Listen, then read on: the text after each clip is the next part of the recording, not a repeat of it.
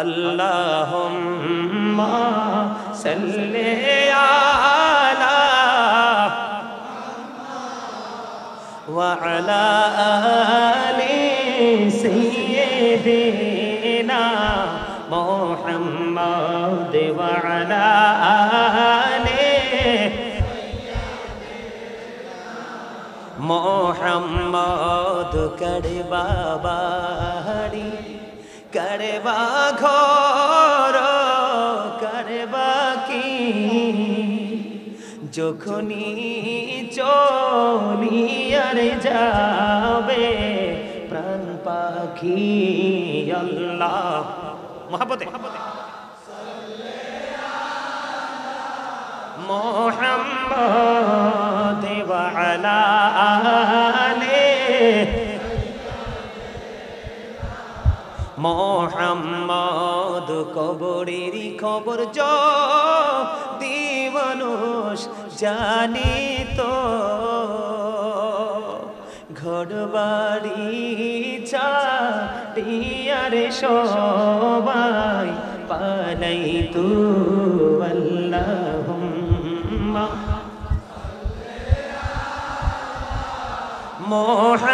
মুহাম্মাদ ওয়া আলা আলি দিনা মুহাম্মাদ ওয়া আলা আলি মুহাম্মদ আইসো ভবে যাইতে হবে কবরে আইসো ভবে যাইতে হবে কবরে হিসাব নিকাশ দিতে হবে হাসুরে আল্লাহুম্মা মুহাম্মদ সাইয়্যিদিনা মুহাম্মদ বধিনারি মাটি যদি মোড়া হইতাম মদিনারি মাটি যদি মোড়া হইতাম নূরে নবীকে বুকে লইয়া রাখিতাম আল্লাহুম্মা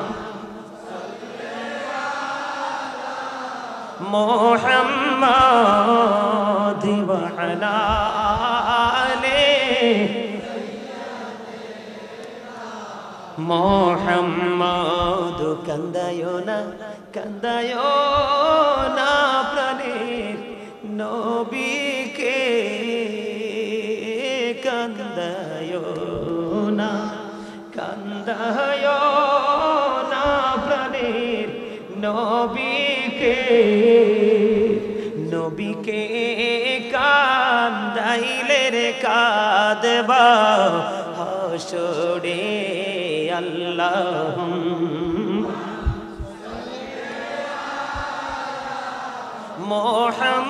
মুহাম্মাদ ওয়া আলা আলি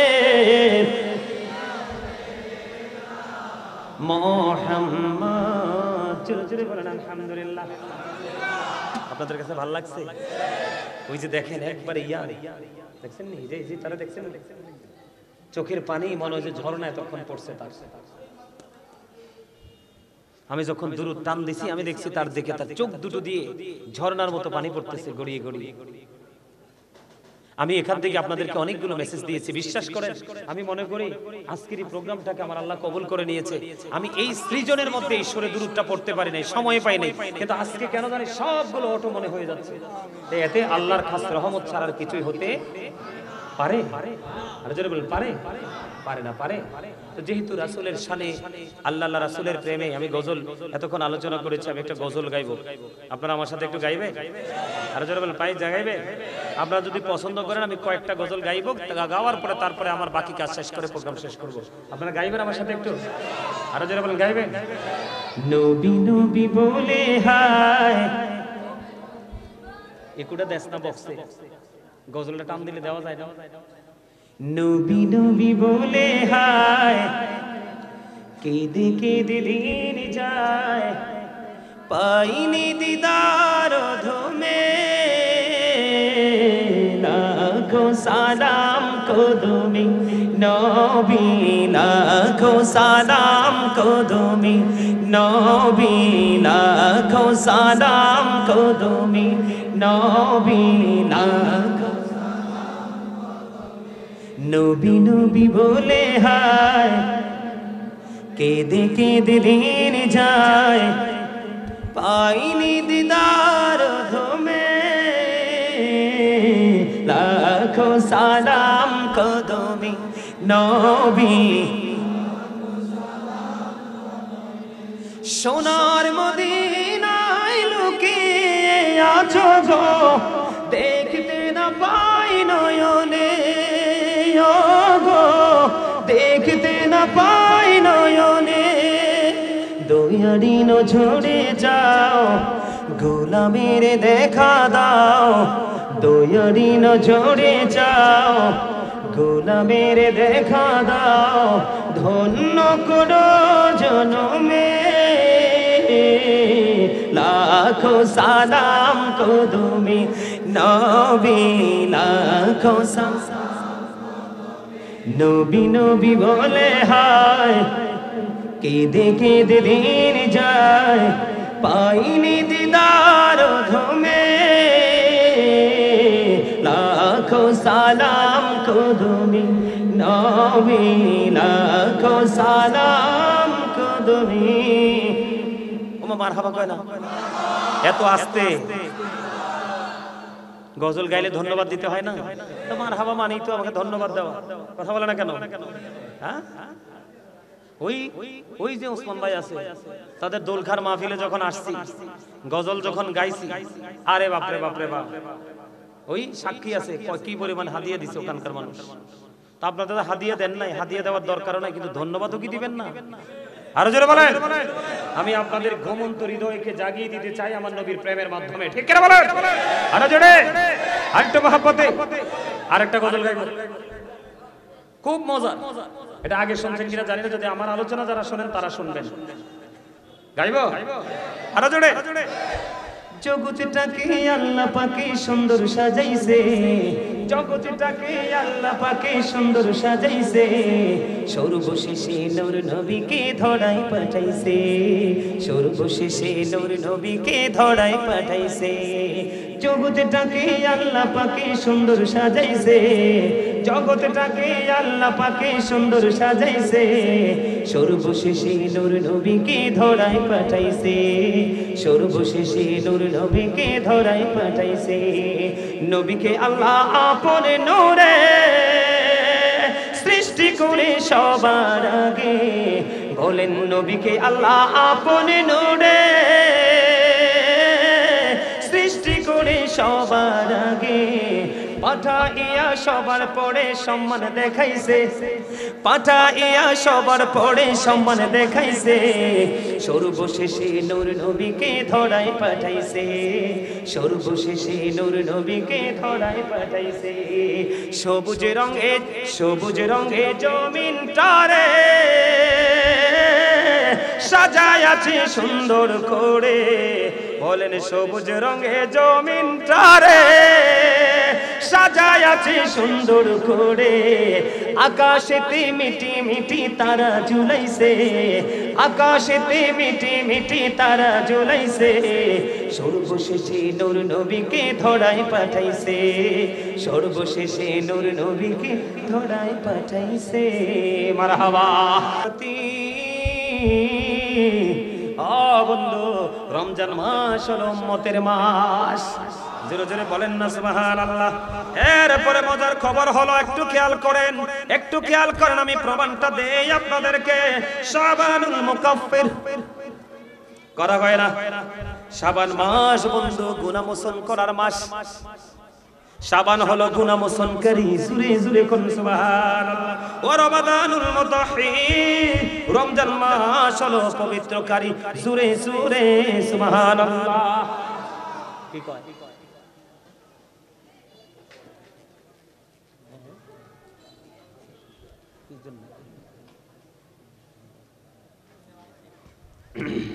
আপনারা আমার কথা বুঝতেছেন নি? সবাই বুঝতেছেন? আর একটু মুহাম্মদে বলেন।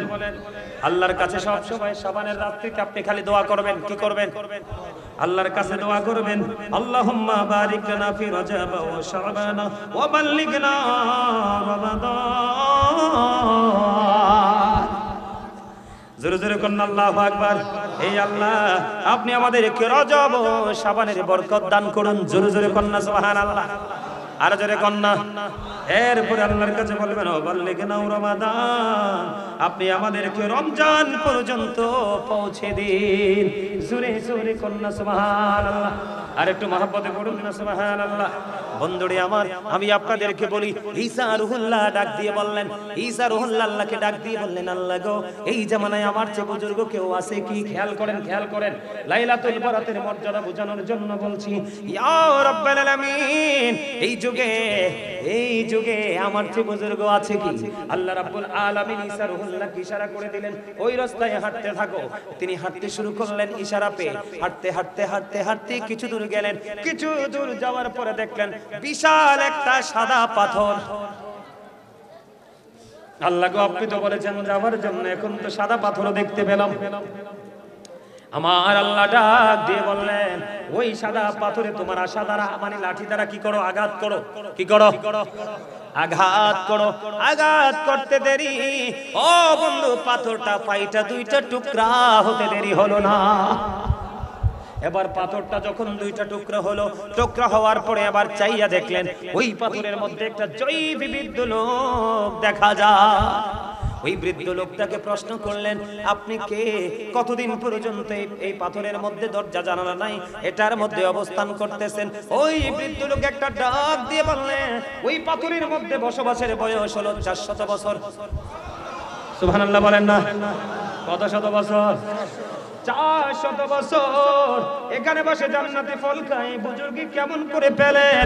এই বুজুর্গি পেয়েছে মায়ের দোয়ায়। কার দোয়ায়? এবার ঈসা রুহুল্লাহ তো বন্ধু আতঙ্কিত হয়ে গেল, আল্লাহ গো, আমি তো ভুল করে ফেলেছি। আমার আল্লাহ ডাক দিয়ে বলে, ঈসা রে, তুমি ওই বুজুর্গ থেকে আশ্চর্য হয়ে গেলে, ওই বুজুর্গ লোকটাকে দেখে তুমি আশ্চর্য হয়ে গেলে। ও ঈসা, তুমি শুনে রাখো, আমার হাবিবুল্লাহর উম্মতগুলো যদি লাইলাতুল বরাতের রজনীতে প্রাণ উজাড় করে যদি ইবাদত করতে পারে, আমি আল্লাহ তাকে ওই 400 বছর ওই পাথরের মধ্যে বসবাস করা জয়ী বৃদ্ধ লোকের চাইতে ওই লাইলাতুল বরাতের রজনীতে আমার হাবিবুল্লাহর উম্মত যদি ইবাদতে নিয়োজিত থাকে, ওই জয়ী বৃদ্ধ লোকের চাইতে আমি তাকে দামি বলে কবুল করব। তাহলে বলারটাকে কেমন করে পালন করতে হবে? সুবহানাল্লাহ বলে না? আপনারা পালন করবেন নি? বেশি বেশি জিকির করবেন। কি করবেন? আরো জোরে বলে না? জিকির বেশি বেশি করবেন। ও বন্ধু, আমার দিকে তাকান, জিকিরের লাভটা কি বুঝেননি? আপনারা খেয়াল করছেন কিনা? আমি এই টিস্যুটা নিয়েছিলাম, দেখছিলেন না? এখান থেকে যে টিস্যুটা নিয়েছিলাম, একটু ময়লা পোছার জন্য এই ফেলে দিলাম। আমার ময়লা পরিষ্কার হয়ে গেছে। এখানে ময়লা পরিষ্কার করার উপকরণ হলো কি? টিস্যুটা। ঠিক তেমনি ভাবে আল্লাহওয়ালা বুজুর্গ মানুষ, তোমরা যদি তোমাদের গুনাহ থেকে মুক্তি পেতে চাও, তোমাদের জিকির করতে মন চায় না, কারণ এখানে জং ধরছে, ময়লা যুক্ত হয়েছে। আমার নবীজি বলেছেন, বেশি বেশি করে জিকির করো, জিকির তোমার মনের ময়লা দূর করে দিবে। আমার রাসূল আরো বলেছেন, বেশি বেশি করে জিকির করো, এত বেশি জিকির করো মানুষ দেখলে যেন তোমাদেরকে পাগল বলে। আমার আল্লাহ বলেছেন ইয়া আইয়ুহাল্লাযীনা আমানু যকুরুল্লাহা যিকরান কাসীরা ওয়াসাব্বিহুহু বুকরাতাও ওয়াসীলা। আমার আল্লাহ বলে দিয়েছেন হে ইমানদারেরা তোমরা বেশি বেশি করে জিকির করো, সকাল তো সন্ধ্যা আল্লাহর পবিত্রতা ঘোষণা করো। ও আল্লাহ কেমন করে করব? আল্লাহ বলেছেন ফাযকুরুল্লাহা কিয়ামান, দাঁড়িয়ে দাঁড়িয়ে জিকির করো, ও কুউদান বসে বসে জিকির করো, ওয়া আলা যুনুবিকুম শুয়ে শুয়ে জিকির করো। তারপর জিকির বন্ধ করা যাবে না। আমার আল্লাহ বলেছেন তোমরা যখন জিকির করবে আমি তোমাদের জিকির করব। তার দলিল হলো আল্লাহ বলেছেন ফাযকুরুনি আযকুরুকুম, remember me then I will remember you. তোমরা আমাকে স্মরণ করো আমি তোমাদেরকে স্মরণ করব। আওয়াজ তুলে বলেন সুবহানাল্লাহ। সবচেয়ে বড় মজার খবর আপনারা শুনে নেন, সবচেয়ে বড় মজার খবর আমার রাসূল বলেছেন আল্লাহ বান্দাকে, বান্দা আল্লাহ সম্পর্কে যেমন মন্তব্য করে ওই বান্দার নিকট আল্লাহ ঠিক তেমন। ওয়াজ বুঝেন নাই আপনারা? কি যে মধুর শব্দ ইউজ করছি, খেয়াল করছে? আপনি আপনার আল্লাহকে যেমন মনে করবেন ঠিক আল্লাহ আপনার কাছে তেমন। বলে হুজুর এক্সাম্পল দেন একটা। এক্সাম্পল হলো আপনি যদি লাইলাতুল বরাতের রজনীতে অথবা আজকের মাহফিলে আসার আগে যদি মনে মনে চিন্তা করেন আমার মন বলছে, আমি বিশ্বাস করতেছি আমি যখন মাহফিলে যাব প্রাণটা উজাড় করে আমি জিকির করব, দরুদ পড়ব, আল্লাহ রাসূলের ভালোবাসা আমি করিয়ে নিব। আমি বিশ্বাস করি বাড়ি আসার সময় আমি নিষ্পাপ হয়ে আসতে পারবো। আমার আল্লাহ বলে বান্দা তুমি যেমন ধারণা করেছো ঠিক আমি তোমার কাছে তোমার ধারণা মতোই। ওমা এটা হাদিস, তো হাদিসের রাবি হলেন আবু হুরায়রা। হাদিসটা আসছে বুখারী শরীফের মধ্যে। মজা বুঝেন নাই তো, কারণ এই মজাই তো নাই, আছেন দুনিয়ার মজায়, কিন্তু এটা তো ধোঁকা। বলছে কে? আল্লাহ। বলছে কে? শুধু এখানে একান্ত নয়, আপনাদেরকে বলে দেই বরাত এবং আজকে যেখানে যাবেন আপনারা কাজটা এভাবে করবেন। আমার রাসূল বলেছে উম্মত তোমরা যখন জিকির করার জন্য আল্লাহর দিকে এগিয়ে যাও, ও বন্ধু তাকিয়ে দেখেন এক বিঘা পরিমাণ কেউ যদি এগিয়ে যায়, আমার রাসূল বলে দিয়েছেন আল্লাহ এই বান্দার দিকে এক গজ পরিমাণ এগিয়ে আসে। একটু মন দিয়ে শুনুন এ যুবক, ও দক্ষিণ শ্রীহাসের যুবক বন্ধুরা, তোমরা শোনো আল্লাহ তোমাদের কত ভালোবাসে, আমাদের কত ভালোবাসে। কেউ যদি জিকির করতে করতে আল্লাহর দিকে এক বিঘা পরিমাণ যায়, আল্লাহ বলে হাবিব আপনি জানিয়ে দেন আমি আমার ওই বান্দার দিকে এক গজ পরিমাণ আগাই আসি। তার মানে আপনি আল্লাহর কাছে যত দ্রুত যেতে চান তার চাইতে দ্রুত আল্লাহ আপনার আপন হয়ে যায়। রাসূল বলে দিয়েছেন, হাদিস কিন্তু একটাই অনেক বড় মজার। রাসূল বলেছেন ও বন্ধু কেউ যদি আল্লাহর দিকে জিকির করতে করতে এক হাত পরিমাণে এগিয়ে যায়, আমার নবী জানিয়ে দিলেন আমার আল্লাহ ওই বান্দার দিকে দুই হাত পরিমাণ এগিয়ে আসে। এই যে এখনো দেখছেন অনেকে হেঁটে হেঁটে আইসা মাহফিলে বসতেছে কিনা, আরো জোরে বলেন। আমার রাসূল জানিয়ে দিয়েছে, আমার রাসূল বলে দিয়েছে কেউ যদি জান্নাতের বাগানে হেঁটে হেঁটে আসে মাওলার জিকির করার জন্য, আমার আল্লাহ ওই বান্দার দিকে দৌড়ে ছুটে আসে। বন্ধুরে আমার আজকে আপনারা একটা নরমাল জলসায় বসছেন কিনা? আশেপাশে ধুলাবালি আছে, কাপড়গুলো অত পরিষ্কার না, একেবারে নরমাল, ঠিক কিনা বলেন? কথা বলে না কেন? হ্যাঁ, কিন্তু আপনি যদিও নরমালে বসেছেন কিন্তু জান্নাতের বাগানে বসেছেন। হাদিস শরীফের ভাষা অনুযায়ী পৃথিবীর বুকে কেউ যদি কোনো নরমাল জলসায় বসে মাওলার জিকির করে, আমার আল্লাহ ও বন্ধু তার চাইতে উত্তম জলসায় ওই বান্দার জিকির করে। তার মানে আমরা এই দক্ষিণ হাস্য শ্রীহাস্য মাদ্রাসার মাঠে বসে বসে জিকির করছি, আমার আল্লাহ তার চাইতে উত্তম জলসায় আমাদের জিকির করছে। এটা কোরআন এবং হাদিস থেকে প্রমাণিত। জোরে জোরে বলুন না সুবহানাল্লাহ। বন্ধু আমার আল্লাহ ওই লাইলাতুল বরাতের রজনীতে সবার ডাক শুনবে, সবার ডাক শুনবে, সবাইকে আল্লাহ ক্ষমা করে দিবে। কিন্তু পিতামাতার কলিজায় বৈধভাবে যারা আঘাত দেয় তার কোনো ক্ষমা নাই। যারা পরের হক নষ্ট করে তার কোনো ক্ষমা নাই। আরো যারা কোন যারা শিরক করে তাদের কোনো ক্ষমা নাই। আমাদের সমাজে সুদখোর আসেনি, ওইটাও ক্ষমা পাবে না। ঘোষ করো ক্ষমা পাবে না। এত বরকত তাহলে কার জন্য? মুমিনের জন্য। লাইলাতুল বরাতকে ভালোবাসার দরকার আছে না নাই? আরো জোরে বলেন। দেখছেন নি সময়টা কোন দিয়ে গেছে? এত অবাক হয়ে গেল।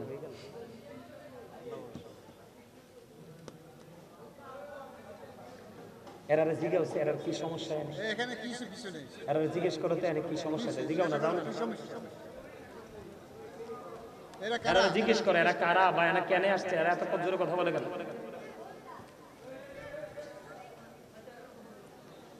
তাহলে আপনারা দুরূদ পড়বেন তো, জিকির করবেন তো, কোরআন তেলাওয়াত, তওবা, নামাজ, জিয়ারত, দিনের রোজা। আমি কিন্তু ওয়াদা করাই না, কারণ এখানে ঝুঁসে বলবেন, পরে বাড়ি যাইয়া বেহুশ হইবেন। কথা কয় না কেন? এখন বলবেন ঝুঁসে, ভুলে যাবেন বেহুশে। কথা বলে না কেন? এই জন্য আমি কাউকে ওয়াদাবদ্ধ করাই না। কি করি না? প্রতিশ্রুতিবদ্ধ করাই না। তার কারণ হলো, এখন বলবে, একটু পরে সে বলে যাবে, এই জন্য বলি না আপনারা করবেন তো। কথা কয় না কেন? আল্লাহর রহমত এবং ফেরেশতা দুনিয়ার আকাশে নেমে আসবে। সুবহানাল্লাহ কয় না? কি করবে?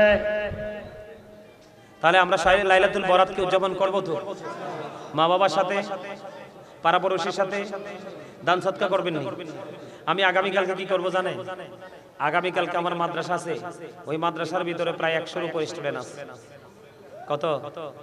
মাদ্রাসার হুজুরকে বলে দিছি যে আপনি মাদ্রাসার হুজুর, প্রধান শিক্ষক আবার আমার ছাত্র। ওরে আবার বলে দিছি আগামীকালকে খাসি কিনবা, খাসি কিনে জবাই করবা, যা করার দরকার করবা। আগামীকালকে প্রোগ্রাম আছে, আগাইয়া নিয়ে আসছি, সন্ধ্যার পরে প্রোগ্রাম করে ওখানে যতটুকু সম্ভব ওখানে প্রোগ্রাম করবা, সবাইকে খাওয়াবো। সব কিছুর স্পেশাল নিয়ামত আমরা বরাতের রজনীতে আল্লাহর কাছ থেকে চেয়ে নিয়েছি। কারণ আপনার কি লেখা হবে? আপনার তকদির, আপনার নিয়ামত বরাদ্দ করা হবে, আমলগুলো উঠানো হবে। কথা বলেন না কেন? ক্ষমা করে দেওয়া হবে। তাহলে ওই সুযোগ কি হাতছাড়া করব? আরে মিয়া, প্রতি বছরে একটা রাত, কয়টা রাত? একটু ধৈর্য ধরতে পারবো কি পারবো না? আরো জোরে বলেন। মহব্বতে গতকালকে সিলেট ছিলাম, ওই যে দেখেন আমার এই পিচ্চিটা, ওই যে সাদা পাঞ্জাবি, ওইটা, ওই যে ক্যামেরার ফাঁক দিয়ে সাবেটা, এটা কালকে আমরা সিলেট ছিলাম, আজকে সকাল 7:30 এসে সকালে পৌঁছাইছি। সারা রাত দিনে ঘুম নাই, সারা রাতও ঘুম নাই। তে কইতেছে রোজা রাখুন হুজুর। আমি কালকে কইতেছি অনেক পরিশ্রম হয়েছে, তুই রোজা রাখিস না, সাহরি খাবি কোথায়? পরে কি করছে, না রোজা রাখবোই। পরে রাস্তায় হঠাৎ করে আমরা একটা হোটেলে দাঁড়াইলাম, দাঁড়ানোর পরে রুটি আর ডিম খেয়ে রোজা রাখছে।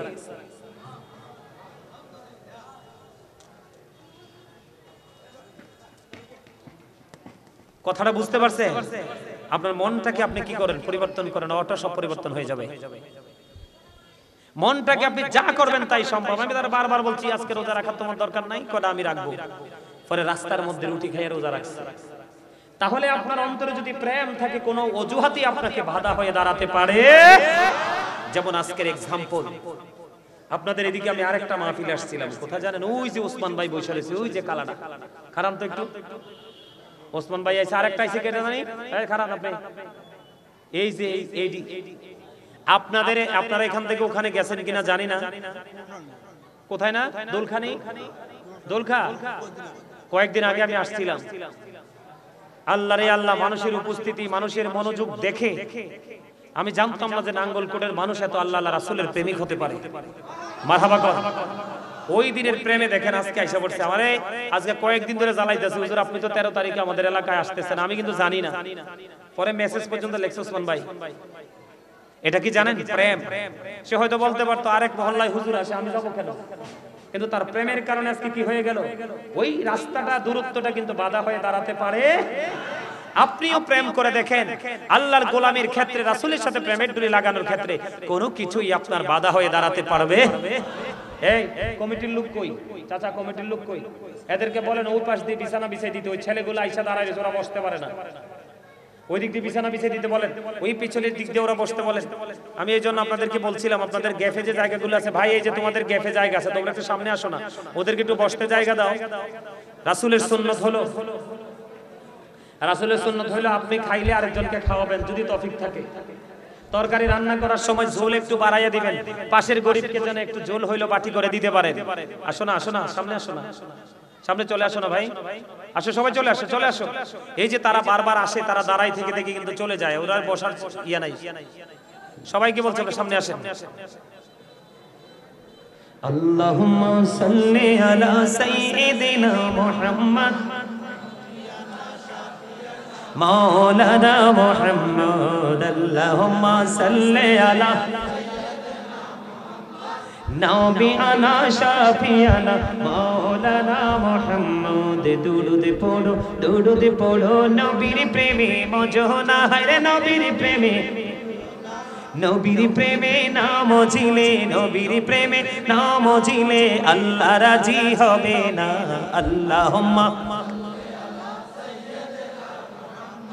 নবী আনা শাফিয়ানা মাওলানা মুহাম্মদ আল্লাহুম্মা নবী আনা শাফিয়ানা আল্লাহ তুমি দয়া করো নসিব করো মদিনা হায়রে নসিব করো নবীজিকে না দেখায়া কবর দেশে নিও না আল্লাহুম্মা নবী আনা শাফিয়ানা ডাইনে মাটি বামে মাটি হবে বিছানায় অমন মাটি হবে কবর দেশে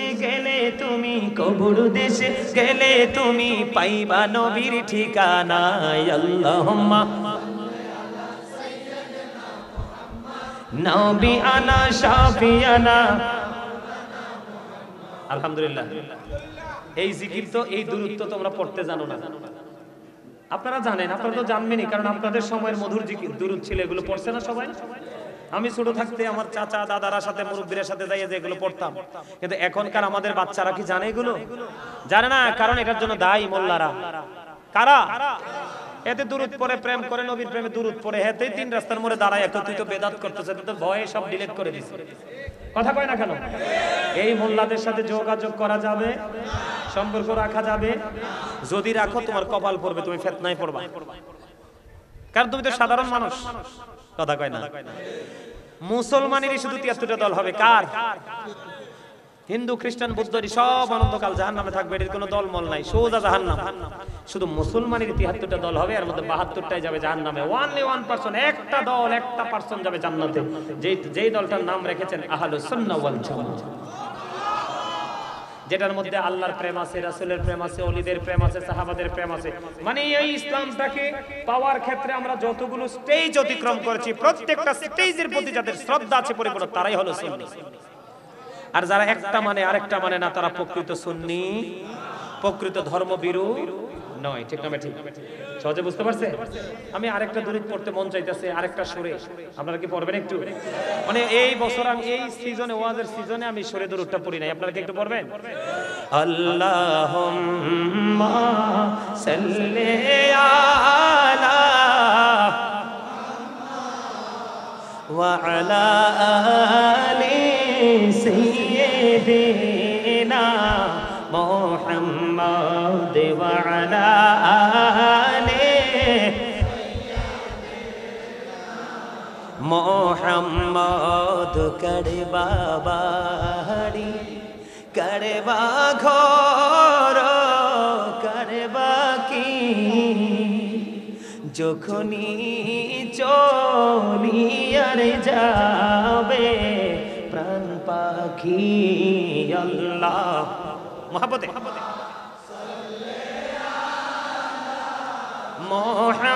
মুহাম্মাদ ওয়া আলা আলি মুহাম্মাদ কবরেরই খবর যদি মানুষ জানিত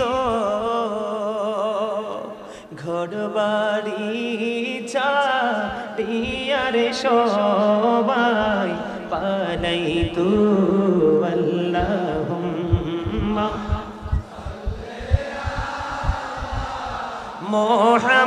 মুহাম্মাদ ওয়া আলা আলি দিনা মুহাম্মাদ ওয়া আলা আলি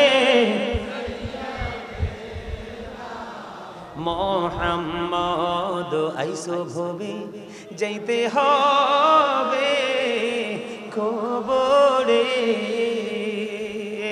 আইসো ভবে যাইতে হবে কবরে হিসাব নিকাশ দিতে গো হবে হাসুরে আল্লাহুম্মা মুহাম্মদ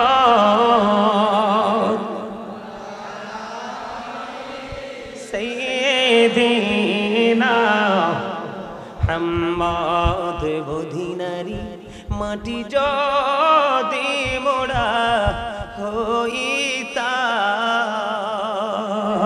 মদিনারি মাটি যদি মোড়া হইতাম নূরে নবীকে বুকে লইয়া রাখিতাম আল্লাহুম্মা মুহাম্মাদ ওয়া আলা আলি মুহাম্মাদ কান্দায়ো না প্রাণের নবীকে কান্দায়ো না প্রাণের নবীকে কান্দাইলে রে কাঁদবা হাসরে আল্লাহুম্মা মুহাম্মাদ ওয়া আলা আলি মুহাম্মদ জোরে বলেন আলহামদুলিল্লাহ। আপনাদের কাছে ভালো লাগছে? ওই যে দেখেন একবারে দেখছেন নি যে তারা দেখছেন চোখের পানি মনে হয় যে ঝর্ণায় তখন পড়ছে তার।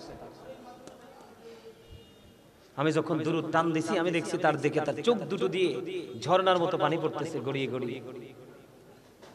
আমি এখান থেকে আপনাদেরকে অনেকগুলো মেসেজ দিয়েছি, বিশ্বাস করেন আমি মনে করি আজকের এই প্রোগ্রামটাকে আমার আল্লাহ কবুল করে নিয়েছে। আমি এই সৃজনের মধ্যে ঈশ্বরের দুরূদটা পড়তে পারি নাই, সময় পাই নাই, কিন্তু আজকে কেন জানি সবগুলো অটো মনে হয়ে যাচ্ছে। এতে আল্লাহর খাস রহমত ছাড়া আর কিছুই হতে পারে? আর যারা বলেন পারে না পারে। তো যেহেতু রাসূলের শানে আল্লাহ রাসূলের প্রেমে আমি গজল এতক্ষণ আলোচনা করেছি, আমি একটা গজল গাইবো, আপনারা আমার সাথে একটু গাইবে? আর যারা বলেন পাই গাইবে?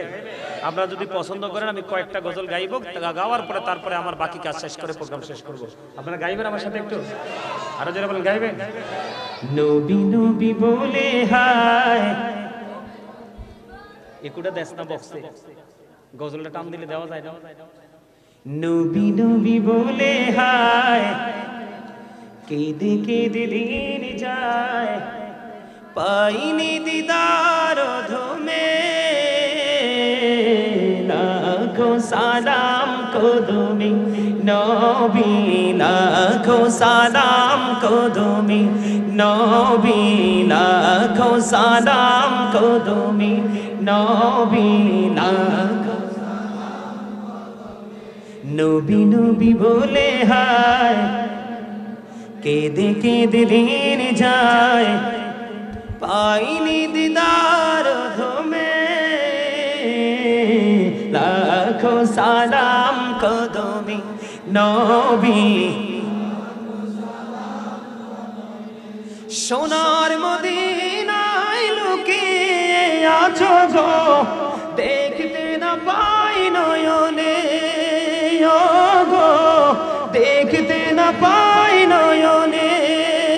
দয়ারি ঝরে যাও গোলামের দেখা দাও, দয়ারি ঝরে যাও গোলামের দেখা দাও, ধন্য করো জনমে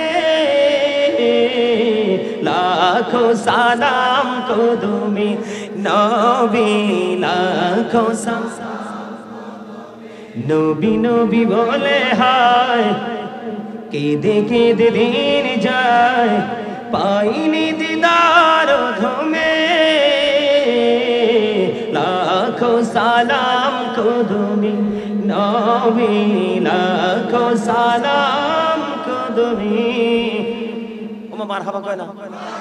এত আস্তে গজল গাইলে ধন্যবাদ দিতে হয় না? তো মারহাবা মানেই তো আমাকে ধন্যবাদ দেওয়া। কথা বলে না কেন? হ্যাঁ, ওই ওই যে ওসমান ভাই আছে, তাদের দোলখার মাহফিলে যখন আসছি, গজল যখন গাইছি, আরে বাপরে বাপরে বাপ, ওই সাক্ষী আছে কি পরিমাণ হাদিয়া দিছে ওখানকার মানুষ। তা আপনাদের হাদিয়া দেন নাই, হাদিয়া দেওয়ার দরকারও নাই, কিন্তু ধন্যবাদও কি দিবেন না? আরো জোরে বলেন। আমি আপনাদের ঘুমন্ত হৃদয়কে জাগিয়ে দিতে চাই আমার নবীর প্রেমের মাধ্যমে, ঠিক কিনা বলেন? আরো জোরে, আরেকটু মহব্বতে আরেকটা গজল গাইব, খুব মজা। এটা আগে শুনছেন কিনা জানি না, যদি আমার আলোচনা যারা শোনেন তারা শুনবেন। গাইব আরো জোরে। জগৎটাকে আল্লাহ পাকে সুন্দর সাজাইছে, জগৎটাকে আল্লাহ পাকে সুন্দর সাজাইছে, সর্বশেষে নূর নবীকে ধরায় পাঠাইছে, সর্বশেষে নূর নবীকে ধরায় পাঠাইছে। জগৎটাকে আল্লাহ পাকে সুন্দর সাজাইছে, জগৎটাকে আল্লাহ পাকে সুন্দর সাজাইছে, সর্বশেষে নূর নবীকে ধরায় পাঠাইছে, সর্বশেষে নূর নবীকে ধরায় পাঠাইছে। নবীকে আল্লাহ আপন নূরে সৃষ্টি করে সবার আগে, বলেন নবীকে আল্লাহ আপন নূরে সৃষ্টি করে সবার আগে, পাঠাইয়া সবার পরে সম্মান দেখাইছে, পাঠাইয়া সবার পরে সম্মান দেখাইছে, সর্বশেষে নূর নবীকে ধরায় পাঠাইছে, সর্বশেষে নূর নবীকে ধরায় পাঠাইছে। সবুজ রঙে, সবুজ রঙে জমিনটারে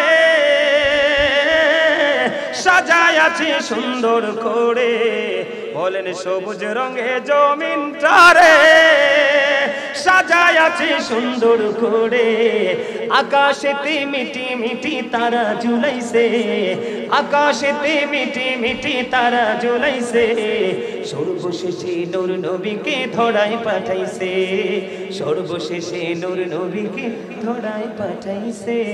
মারহাবা। পাগল দেখছেন নি ওসমান ভাই? এই যে দেখেন, ওনার মাহফিলে যখন গজল গাইছিলাম, হাদিয়া দিছিল 2000 না কত জানি, আজকে দিছে 3200। মারহাবা কোন? আরো জোরে, আর তো মহব্বতে।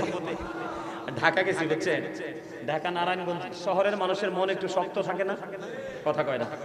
গ্রামের মানুষের মন কিন্তু নরম থাকে, শহরের মানুষের মন একটু শক্ত থাকে, কারণ ইট বালু ইট পাথরের মধ্যে থাকতে থাকতে মনও পাথরের মতো হয়ে যায়। কি হয়ে যায়? আমি যখন নারায়ণগঞ্জ হরিপুরে একটা প্রোগ্রামে গেলাম, গজল যখন, আমি কিন্তু একজন রাইটার, আপনাদের অবস্থা দেখে আমি গজল গাই নাই, কারণ আমি যে আলোচনাটা নিয়েছি এই আলোচনাটার মধ্যে গজল গাওয়া যায় না, গজল আসে না, সিস্টেমে পড়ে না। আমি যখন গজল গাইছিলাম ওখানে মাহফিল কমিটির হাদিয়া যা